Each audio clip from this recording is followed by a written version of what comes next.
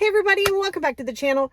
It's your girl Lori, and I'm here with 3 episodes, Monday, Wednesday, Friday. And if you're seeing this afterwards, you can just watch them in succession.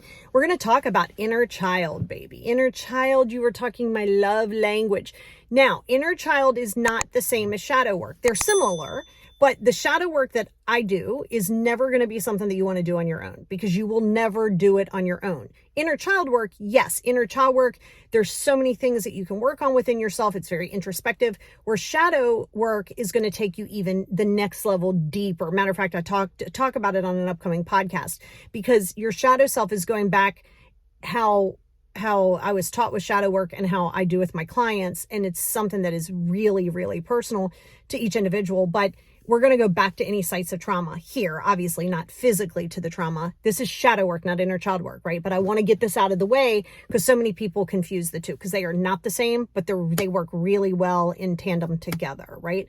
Not necessarily at the same time. I always say you want to do your inner child work first, so you have a strong foundation, so you're able to support yourself during the times that are going to be really stressful. Inner child work is stressful enough. You start talking about, let's go back to the side of the trauma and start seeing what that trauma was and reliving it, knowing that you're safe now, right? So it's the way that you take the trigger out. It's a big one that I went through with my molestation, and I'm telling you, it's super effective. I didn't say it's fun. I didn't say it's easy. I said it's effective, because I went back to and this wasn't just in one session. I went back to multiple times during that molestation, and also used this tool for other areas of my life and relived it. And while that can be triggering, yes, it is. But as you give life to the triggers, the triggers will continue to remain, right? So for me, I went back there knowing I'm safe now. So it taught me, and I learned this in my mindful practice as well, is I'm safe now. No matter what I was feeling in the past or what I could feel in the future, I'm safe. I'm enough for me, right? And then that's where that inner child comes in at. So that's why they go hand in hand. So let's talk about your inner child work and why you want to do it and why it's needed, okay? And it's inner child work. It's not mom does the work for me. It's not the therapist does the work for me. It's giving you the tools to do it for yourself. So the whole concept of inner child, right, is I don't know anybody who has never had trauma. I think if you're above the age of like 4, you've had some form of trauma, because it doesn't have to be a big over the top trauma. It could be something that you perceive as trauma, right? Your perception, how you feel, how you experience it. So there's that part of you that we call, I don't want to say that stays stuck, but there's that part of you that almost stays there, right? So you ever see, and that's a lot where emotional immaturity comes from too, by the way. So your emotional immaturity is usually attached to something. It's attached to some experience. It's attached to feeling less than. It's attached to your ego. Like there's a combination, right? And the ego, by the way, starts to go away, not go away, but it doesn't start to control you once you start healing your inner child.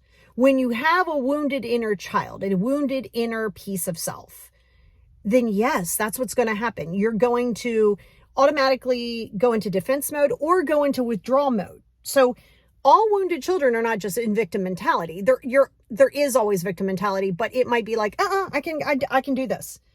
That's where you start getting into your attachment issues, right? When you have that wounded inner child, that's except for secure attachment, that's where we want you to be. But when you're talking about avoidant or anxious or disorganized, that's where that comes from.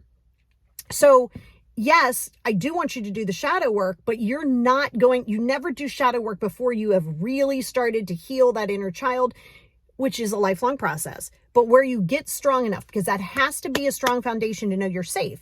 Because when you and I start going back to the site of the trauma and almost re-experiencing it, but knowing you're safe and knowing that you're enough and that you're okay now, it doesn't make you forget. I never want you to forget. I have people go, oh, can you just make me forget? I would never want to make you forget. And you think you want to know, and I mean, not want to know, you do want to know, because it is part of your story, right? It's not your definition of who you are, but it is part of your story. So when you're going to do inner child work, first and foremost, here's what I recommend.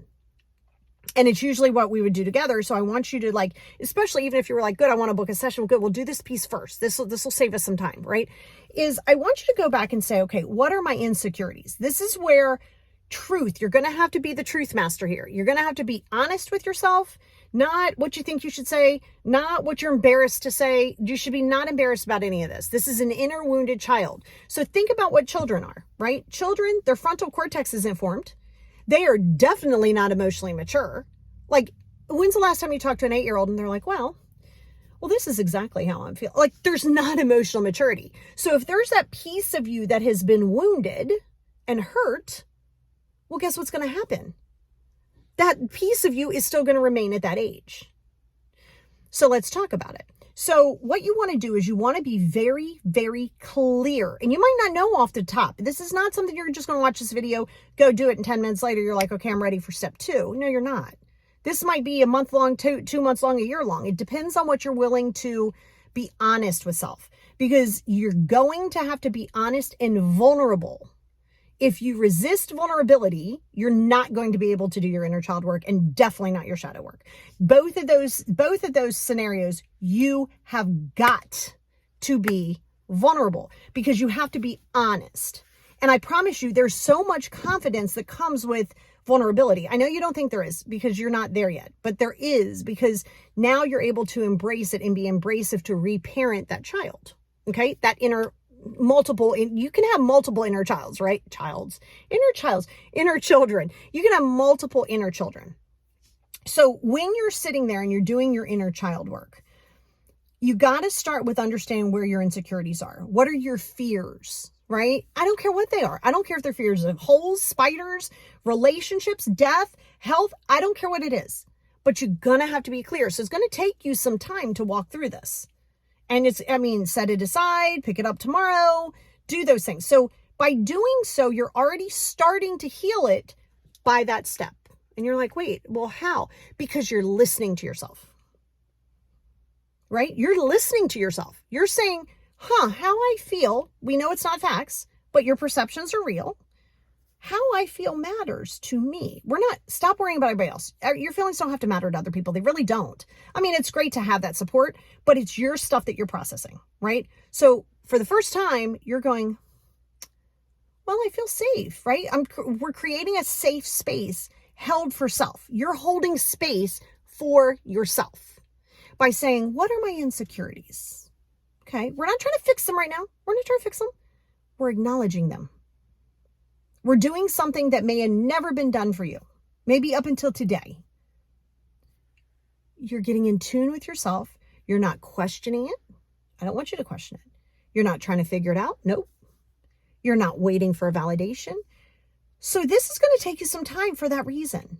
You might have been told, hey, men don't cry, or hey, don't do this, or hey, suck it up, or whatever the case may be. So for so long, you've taken your emotions and you've smushed it down. You've put it in a French press and you've smushed it down.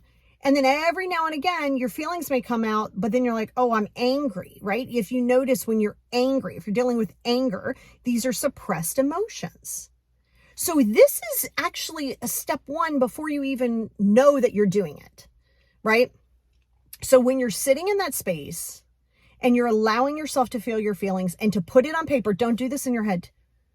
Nope, it's not effective. And this is really good to pull out get those 5 journals. It's really good to pull out your process journal, which is your negative journal, and get into it.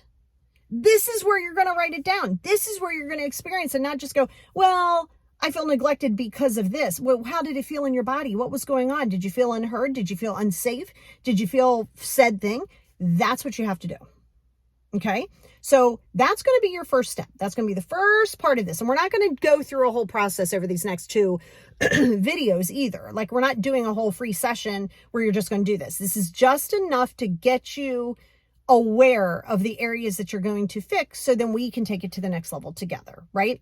But it's a really good place because it's starting to show you that you deserve to be listened to. And that by hearing yourself, you are enough. You are an absolute enough. And so by doing it, like I said, any of this work is only going to ever be as effective as what you're doing. Yep. If you're consistent, you'll get consistent results. If you're like, oh my God, this sucks. I'm telling you already it sucks. Don't even go through this process if you're worried about it sucking. I'm telling you it's going to suck. I'm telling you it's going to be hard. On the other side of that is where you start healing that inner child, so your relationships now and going forward can become that much better, and especially the one with yourself. So be dedicated to yourself. Make a commitment to yourself. It's discipline, never willpower. Willpower comes and goes. It's discipline. What's important for you? What's important for your tomorrow self? So that is going to be your very first video. So go do that piece of your work, and the next video we'll start doing stuff to enhance what we just studied.